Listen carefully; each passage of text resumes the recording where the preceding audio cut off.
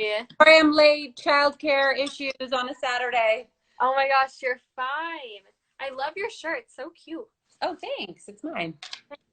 Oh, of course. So how are you? How's your quarantine going? It's good. We just came to Florida, did our 2 weeks of like more than quarantine because you can't leave Yeah. anywhere. Done with that, so we're excited to be out and about and be with my family here. So yeah, so we're here until school starts. Oh wow. So the Yeah, rest of the summer. yeah. That's awesome. What are you guys doing in Florida? Anything fun? We were on a boat today. It was my husband's birthday, so we celebrated yesterday and just outside in the water on the beach, just enjoying the sunshine. So nice. So I have so many questions about like your brand and how you got your start as a designer and everything. So how did you form your brand? I mean, when did you start? Give me the whole story. How did it all begin? So I launched my company officially in 2005. Before that, I was making everything myself. I had a very small clothing collection that I did for about 4 years. I was also a stylist, but when I say officially, I registered with the government. I got a bank account. I had a tax ID. Hmm. So that's when the first handbag kind of took off and hit a note with women that, prior to sort of the price point that I'd launched with, it was only luxury and then, bags for $20. Right. And so we kind of hit somewhere in the middle and allowed women to have access to affordable luxury. Amazing. So it started with one bag. It all One started with one bag. Oh, yes. That's amazing. Yeah. So do you have, I guess, a favorite piece you've made so far? Is it your accessories, your clothing? What do you connect with the most that you make? I'll always probably have a softest spot for my bags because that's what got me here. But I truly love everything I design, whether it's jewelry or sunglasses or shoes. I think each one has its own unique challenges and opportunities, and so it's all fun. Where do you draw inspiration from for your designs? Well, pre-COVID, I used to draw my inspiration a lot from travel, seeing different cultures. These days it's really drawing inspiration from my customer. What is she going through? What does she want? Yep. Um, Zoom phone calls. So how do you get great earrings and a great, puffy blouse? So I'm really just trying to take inspiration from what myself and my customer are going through and how can I give her that? I love that. So you've had to pivot a lot because then it's no longer jewelry for a night out. It's jewelry for a Zoom call or for lounging at home. Or a These are online Tinder date. I don't know. I'm not in the dating game, but if you're having right. FaceTime calls with your Tinder people, then yeah. That's awesome. So I first got exposed to your brand, I think when I was 12. My mom got me a little handbag, and I used to carry it to bat mitzvahs because it was this little tiny handbag and it could fit the essentials in it, and the lipstick, the gum. So that's how I first learned about your brand. And since then, I've been going to all of your Fashion Week shows, which are always on point. So do you have a favorite Fashion Week show you've done? I think that the last two were some of my favorites. We did presentations, Yeah. and it was just a more intimate way to see the collection, see it up close. It wasn't something that lasted 8 minutes, it lasted 2 hours. And so that's been my favorite, and really being able to send a bigger message. Like a runway show is so quick, it's hard to sort of send a very clear message, and to be able to basically say, I want to stand for women in the workplace, or I want to stand for, the cycle of life. Like you can show that in a presentation a lot easier than you can a runway show. So that would be my answer. Agreed. I'll always remember you had the mother breastfeeding her child in one of her shows. Can you talk a little bit about that? How that came to be? Yeah. Yeah. I mean, I'm assuming your audience is a little bit younger and maybe not breastfeeding yet. Yes. But when your followers begin to think about this or have babies, it's still sadly such a taboo thing in the workplace. And so many people give it up because they feel like they have to choose between their career and feeding their kids. And I was really tired of that conversation. I was tired of it being weird to want to give your kids the best nutrition in the world. And so really just wanted to take a stance on this should be normalized. It shouldn't be something to be ashamed of as a woman. It's a beautiful thing. I've breastfed all my kids. And if you're rolling your eyes, just wait till you have a kid and you'll be like, oh, Becca talked about this. But I just wanted to make it something that you don't have to hide in a bathroom or a toilet stall or a shitty closet, that you should just be able to do what you need to do wherever. Yeah, I love that. It was definitely one of your most memorable shows. It was beautiful. It was shocking in the best way possible, to walk in and see that happening in your show. Yeah. So I love that. So for people watching who are unfamiliar with your brand, who are some, I guess, celebrities that they may know that have sported your brand, that have worn it, on Instagram, perhaps? Lennon Stella, Jesse Garcia, Reese Witherspoon, Jessica Alba, Molly Sims, Victoria Justice. Those are some of the people I think off my head. I always see Victoria Justice at your shows. Yeah. Love that. Amazing. So, yeah, love her. So I'm going to be answering some questions here, selecting someone's questions for you. Okay. Okay. Someone said, do you guys produce sweaters for quarantine? Sweaters, yes, but not right now because it's summer, but we have a ton of great sweatshirts. So we have this one that says California. We do it in pink and blue. We have a tie-dye one in purple. We have a yin yang hoodie in like a taupe color. So we have a ton of really comfy clothes, and I'm only living in comfy clothes. So Yeah, need some good sweatshirts for yeah. lounging. I love the one you're wearing. I have to go look that up and look into that after this. I love Yeah. that one. So cute. Okay. Do you ever draw inspiration from your kids? That's a great question. Never. Never. How do your Kids yeah. line, but definitely no. They don't inspire I want to be comfy around them, and I want to wear things that I don't mind that are getting ruined. So that's about it. How do your kids feel about all of this? Are they very supportive in everything you do? How old are they, first of all? 8, 5, and 2. Okay. Young. It's hard to understand what they grasp, but I will say that when we launched Little Minkoff, which is our kids line, my daughter was really proud to come downstairs and be like, Mommy, I dressed in the thing you made. So you could see that it was like a big moment for her, that she was like, my mom made this, and that meant something to her. I love that. Someone said, what inspired you to start this business? I mean, you kind of answered that in the beginning. Yeah, that I fell in love with sewing and fashion at an early age. I was 8 when I just got my first taste of making my own garment, and the fact that I could create something that was in my head was really exciting. What was the first thing you ever made or sewed? Was it a bag or was it? No, it was like an A-line striped dress, very simple Vogue patterns from Michaels. Oh, Yeah. love that. Do you have pictures of that anywhere? I'd love No, to see that. Oh, no. I just have my first bag, but I didn't save anything. And then I have like some of the stuff I made in high school, but I can't tell you where any of that is right now. It's in storage in my parents' house somewhere. who taught you how to design and make things? So my mom was my first teacher. She had a Singer sewing machine from her mom that was probably from the hundreds. And I learned on that. And then one summer I babysat um, and earned enough money that I could buy myself a sewing machine. And that was a big moment because then I had like something that wasn't 100 years old. Yeah. Um, so that was great. And then I took a class with a teacher when I was 12, and she taught me more basics of sewing. And then I went to a performing arts high school, and I really learned the craft there because I spent 4 hours a day doing that. Wow. Dedication. What is the future of Fashion Week?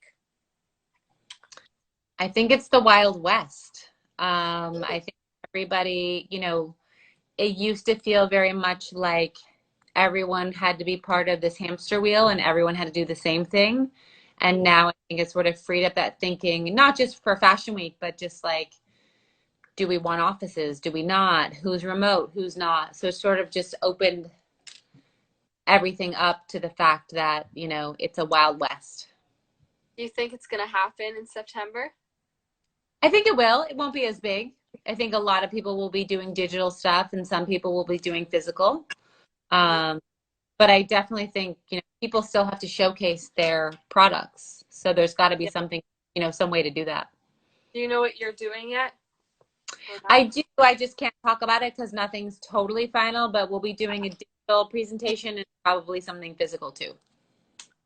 Okay. I'm looking forward to it. I mean, I miss those physical presentations. It feels like it's been ages since February Fashion Week. I know, So right? very excited. Let's see. What do you do when you're not designing? Oh, I am like in a normal work day because, like, you know, the way design works, it's probably about 20% of a designer's time. Um, so then there's PR, marketing, social, executive meetings is probably the rest of my time spent between emails, partnerships. We yeah. are a team, and so everything I'm saying I do with one, maybe one other person, if that. I'm sure it's been so, I guess, difficult for you over the past few months to do it digitally with everyone and not have those in-person meetings. How do you feel like you've adapted to those changes? So prior to this, I would have said that anyone who wanted to work remote was just going to a double feature. It was not something I believed in at all. And then when obviously we were all forced to work remote, we really became more cohesive. We got more on each other's teams as far as knowing what the other sort of sections of the company were doing. We turned into obviously daily communication with everybody. And so I think that in a way, as a company, we're more connected now than we were before. And that's something that when we do go back to the office, if we do, we want to make sure we carry through because it used to be that we'd have a town hall once every 3 months where Mm-hmm. everyone would get together, and now we do that every Friday. So I think that connectivity can't be replaced. Yeah. That's great though how you're finding, the positive in it and it's brought you even closer together. I think that's gonna help your brand propel forward even more. All right, Yeah, yeah. everyone can choose to be negative, but I'm not sure what that gets anybody. I think no matter how hard this has been for anybody, and believe me, when I tell you this has been the hardest career point in my life, you have to stay positive. So even if you don't have a job or you have family members that have passed, like we can only look at this. We have to find the silver linings because you can go dark real fast. It's very easy to pick that route. So, Absolutely. yeah. All right, I'm gonna suck two more questions from the Okay. comments there. What is a favorite recent design you've made? We have a bucket bag that I really love. Uh, Mm-hmm. and so I would say that one. Cute. And last one, are your kids into designing? No, not Sure. my son Really? drumming and soccer. My daughter is into dance and art. And my 2-year-old's way too little. So in that case, what is the future of your brand? Where do you see it going? Well, I think there's categories we have not yet explored. We launch fragrance in a month in August, in the beginning of August, which I'm really excited about. I'm also writing a book, and that comes out in March of next year. And I'm not really looking beyond that at the moment because the whole world is changing a mile a minute. So we're just sort of looking a year or two out. Awesome. Well, thank you so much for coming Yeah. on. Yeah. Before you go, we take a screenshot for the YouTube thumbnail. So strike a pose. Cute. All right. Thank you so much. Bye. Bye. Hi. What's up? I am actually on my way to rehearse with my band right now. Exciting. Where are you? What are you rehearsing for? I cannot hear you for some reason. Let's see.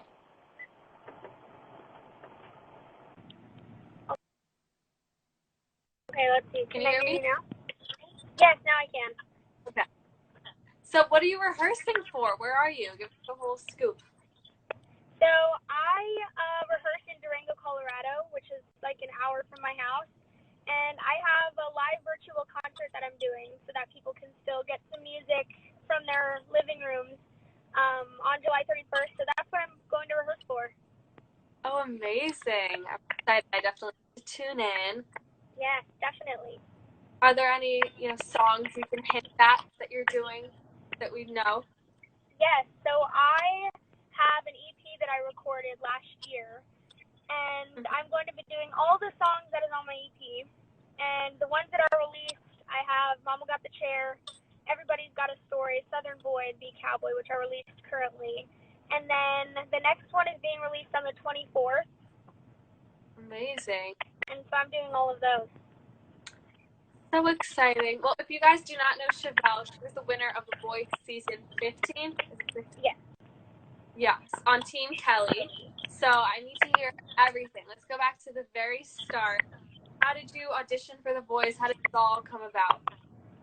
So The Voice actually reached out to me and invited me to audition. And so I went and auditioned, and one of my audition songs is actually If I Die Young. And I got a blind audition, and Kelly turned first, and then it was Blake and Jay Hud. And I don't know exactly how I kept singing, because that was crazy, because I had dreamed of it since I was really, really little. So whenever I was up there, I had originally planned on going with Blake, and something in my heart was telling me to go with Kelly. So I just listened to that and chose Kelly, and I'm glad I did because she's great. She helped me a lot. She was a great mentor to not only me, but all of Team Kelly and all of the contestants on the show. So it was a blessing. I feel honored to have gotten the opportunity because I was only 15 and turned 16 while I was doing blind auditions. That's amazing. What was your favorite part of working with Kelly? Because you speak so highly of her. She's so funny. Yeah. No matter the situation, she can always make it upbeat and so light and so happy. So she's so positive, and she knows a lot, not only about her genre of music, but also about country. So she's great. That's amazing. So what was I can't remember, what was your duets? What's the name of the round? The second round. Duels, duets? My Battle. song was You Look So Good in Love by George Strait. Ooh. And I battled Mikkel Buck, and they didn't show the whole thing on TV. Okay. But I will say that it was really fun, and I loved the song. Were you guys friends before the battle? So I had met him, and it was funny because during blinds, whenever my dad came down, because it was me and my mom in California, my dad came down for blind auditions, and my dad has a lot of tattoos, and he goes, why is that guy allowed to have all of his tattoos on TV? And my mom was like, he's a contestant. And my dad didn't believe us, so we went up to him and introduced my dad, and we became friends, and just getting to work with him on this song and going and working with the band together, it was really fun. He's a great guy. That's awesome. Do you guys still keep in touch at all? Sometimes. It's the person I keep in touch with the most is Sarah Grace. Yeah, that's so sweet. So did you have to skip school for the time that you were on the show? So they have an allotted time for you to do school while you're on The Voice. Mm-hmm. And so the minors would go up to a separate room, and we would do school. It depends. I don't know. It depends on how long we would do it. Sometimes it was an hour. Sometimes it was a little longer. Sometimes it was like an all-day thing. But my school put all my classes online, so that was easy. I didn't have to ask for any assignments. So. Did you have like a specific amount of hours per day, like according to the work union or something? Yeah, I think it was 10 hours a week. Gotcha. But you could do more, and then you wouldn't have to do as many the week after. I had something similar for my brat show. We had to do 3 hours a day, but then like we'd bank, up to 6 hours. We could bank hours, and we would have to do hours the next day. But it was a pain in the butt. Yeah, it's hard to focus on school whenever you're filming something and it's a competition. How long was it that you were out of school for? The first time was a couple months, I think. Yeah. No, I don't know. Whenever we went back for live shows, we were gone from November to December. Those full months, and then blinds we were gone maybe. Oh, I was gone from October to December. I can't even keep track. But we were gone from home for quite a while. Yeah. Okay, so where did we leave off in your journey? We were at battles, and then knockouts. What was your knockout song? My knockout song was Traveling Soldier by the Dixie Chicks. Ooh, love it. Yes, and I actually battled Sarah Grace.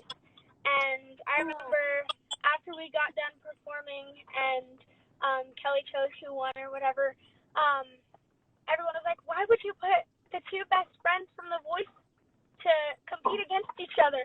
But it was really fun, and it was an experience that Sarah Grace and I really liked because we were so close and we got to share that experience together. And you won.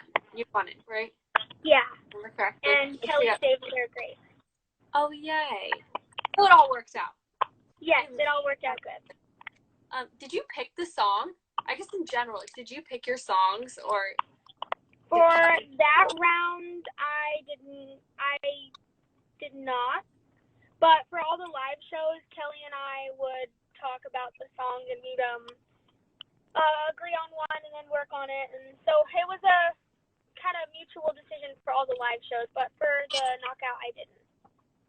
So after your knockouts, you went straight to the live shows, right? Was it live shows? So then, how did these live shows differ from like pre-recording? I guess it must have been super stressful for you to make that transition. Yeah, so pre-recorded shows, it's you go and you get your makeup done, and then you would record your song, and then you would go back to the hotel. Before a live show, you get up super early in the morning, and then you get all your makeup done, and you sit in your makeup and your wardrobe for a long time, and then you perform, and then you wait till the show's done, and then you don't go back to the hotel till like 9. So it's a very, very long day for live shows, and it's fun. I think I like live shows better than pre-recorded. Yeah, I mean, because you have the thrill of the audience too. Well, you have the audience, the live audience. You know, you can't do anything. Mm-hmm. What was it like working with the wardrobe team? You did some pretty cool outfits throughout the course of the show. Yeah, it was so fun. I remember walking in to their wardrobe rooms and it being filled with shoes and filled with dresses and a whole bunch of stuff, and getting to walk through and pick out things that I liked. And then we'd pick out a few, 4 or 5 different outfits and take photos in them and then decide on one for the show. So it was fun, and I like clothes. I got put in a lot of Sherry Hill and a lot of boots. So I just fell in love with each week getting to put on a new dress and a new pair of boots. I think that's where I met you, like the Sherry Hill show. Yes. Yeah. That was what fashion week was that? Was that the recent one? No. I remember Rich the Kid performed at that one. Yes. In New York. Yeah. There wasn't a Sherry Hill in February, so it must have been the one before. Yes. September. Yeah, that one is crazy. It was fun though, and I remember I walked in and I saw Bella Thorne. Did you meet her? Did you get to meet her? Bella Thorne. Yes, I was across from her. So she's in all my videos and my vlogs. Was that your first Sherry Hill show?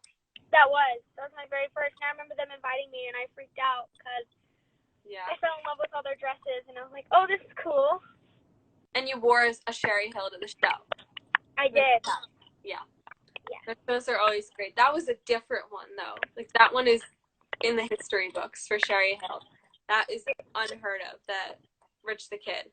Yeah, it was cool. It was cool to see him perform because I had never seen, like, a rap artist perform live before until then. Was that BB Rexi's show, or was that a different year? I think that was a different. So that might have been February. I can't even remember. They used to not have artists at all, but lately they had BB Rexa, they had Rich the Kid. They're like doing a ton of them now. Yeah, I think that's really cool. So live shows. Off to live shows. Did you have a favorite live show song that you did? Ooh, that is so hard. Little White Church was really fun. Yeah. And so was Blue. I really also liked my duet with Kirk. That was full of energy, and that was so much fun. Ooh. Wait, Blue? I'm trying to think of Blue. Isn't that the yodeling song? Yes. Ooh, yeah. Yeah. That one. I'm not going to try it in front of you right now. Okay, so when you hit the finale, you got to partner with some celebrity artists. Yeah. Yeah. Who was it? Dan and Shay. Oh, crazy. Yeah, and What that was really fun. I was sitting back there and I was waiting to go and rehearse with Dan and Shay, and I remember seeing Dan walk in with his guitar, and I forgot to breathe. That was the very first time that I was like super starstruck. And they walked in, and then once we started rehearsing and everything, it was all fine. But Shay sings so good. Like what you hear on his record is just what he sounds like live, and that's really cool. They're great, really nice guys. Did you sing Speechless? Yes. So good. So exciting. Thank you. So now we've reached the end. We finally made it. It's the finale. What was it like, standing there? Who was number 2? Chris. Cruzy. Okay, you and Chris. What was it like, you two standing there, like, waiting to hear if you won? So those few minutes felt like hours. Yeah, because there were commercials. Yeah. Well, no, it was not even the commercials. After Carson was like, the winner of The Voice is, that little space of silence felt like it took forever. And Chris and I were standing up there, and I was smiling really big because I was trying to not, like, cry. I'm like, what are they going to say? When are they going to say it? And once they said it, I freaked out, and I saw all my family running up on the stage, and Kelly was freaking out, and all the confetti. And that was an insane night. But it was fun. I'll never forget it. And the 24 hours after, was that like a whirlwind for you? That must have been surreal. It was a whirlwind. So after I got off the stage, after I had won, I went to a press conference, and there was a whole bunch of people sitting in chairs, and they interviewed Kelly and I. And then after that, I went to the wardrobe hall, and I got to pick out what I wanted for my wardrobe. And I took all of it because I was like, yes, please, I love all of them. And after that, they had this little after party for all the contestants and all the staff of The Voice. And so I went to that, and I think we got back to the hotel at like 2 in the morning, and I slept, and then I woke up at 6 the next day and was slammed with interviews. Wow. Yeah, but it was fun. It was wild, wild, wild. So has your relationship with Kelly continued after the show? Have you guys had any experiences? Yeah? Yeah, so she took me to the ACM Awards, and I got to walk on the red carpet, and her designer dressed me, and that was really fun. I got to see people that I had met previously, and new country music singers that I love. And she also, for my EP, she funded the project for me. And I worked with Chevel, who actually produces some of her music. So she's helped me a lot and stuck by me. She's great. Amazing. So for the last 5 minutes, I'm going to select some questions from the comments here. Okay. Someone said, if you didn't win, who would you have wanted to win? Ooh, that is really hard because everyone is so different and everyone was so talented. Oh my God, that's such a hard question. Yeah, because you could either go with, your number 2, or you could go with your best friend. Everyone was so different. I don't think I could choose one. I would have wanted everyone to win because everyone was in a different lane of music in their own different lane. So I think that's really cool, and I wish everyone would have won if not just one person could have. That's fair. Have you ever forgotten any of your lines in your songs? Yes, I have. I have, not on The Voice, but after the fact. I would be at some of my concerts, and I'll be so into the moment that I'll just start on a different verse or just forget a line, but I always keep going and always keep singing that way. I don't think anyone has ever noticed. I know. Well, it's amazing you didn't mess up on The Voice at all. I don't know, I wasn't really nervous, but I think I rehearsed so much and just practiced and wanted to make sure I was at my best, so I think that's what helped with not forgetting any of the words. Yeah. What is one lesson Kelly taught you? She always said to be yourself and to not worry about if you're going to go home or move on. Just go out on the stage and have fun. And show everyone that who you want to be as a musician. And so that's what I always did every time, and she was always so positive. Amazing. It seems like you guys have a really good relationship. You had one on the show. You have one now. Yeah, she's amazing.